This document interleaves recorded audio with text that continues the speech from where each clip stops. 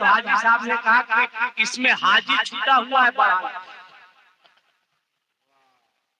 यानी हिसाब किताब लिखने नहीं दिया था, ये खाली हाजी। अरे भाई हाजी आपको क्या बताएं, जाइए आप मक्का शरीफ, मदीना शरीफ 2007 में, सुनिए हज की बात आ गई। 2007 में मैं हज करने के लिए गया था। 2007 में कलकत्ते से फ्लाइट थी, तो जो लोग हवाई जहाज का सफर करते हैं उनको मालूम है कि आप हवाई जहाज से उतर के एयरपोर्ट में जाइए तो आपका सामान जो है पट्टी पर घूमता है, आपको नीचे रहना है और पट्टी पे सामान घूमेगा और आपको नीचे से सामान पट्टी से उतार लेना है। जब सामान आया तो कुछ हाजी साहब लोग पट्टिए पे, अरे भाई पहले पे पट्टी पे चढ़े तो पट्टी घूमी,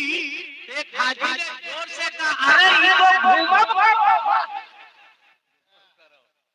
आप हैरान करने कह ले सकते हैं। तो वहाँ जो कारकुनान थे वो है मार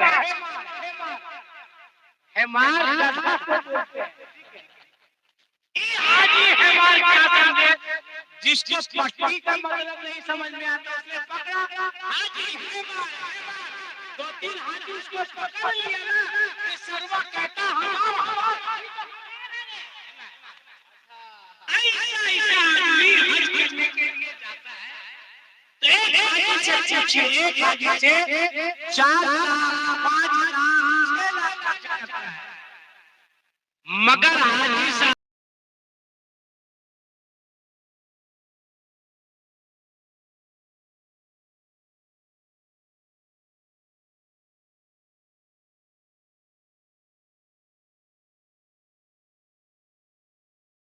हिंदुस्तान का बड़ा काउंसलर मलिक साहब को बुला ले, चाहे मेरे शहर अकबर काशिफ साहब को बुला ले, चाहे उभरते हुए नाथा फाइक साहब को बुला ले, जितने उलमा बैठे हैं इन लोगों में से किसी को भी बुला ले, कोई हाजी नहीं कह सकता है कि मेरा हज कबूल हो गया। वो क्या कहेगा, हज करना मेरा काम है और मेरे हज को कबूल करना ना करना ये मेरे परवरदिगार। मगर सुनो, जिसकी मां चली, जैसे इलाहाबाद की मां चली, किसी का बाप चला गया, उसको करना क्या, करना क्या,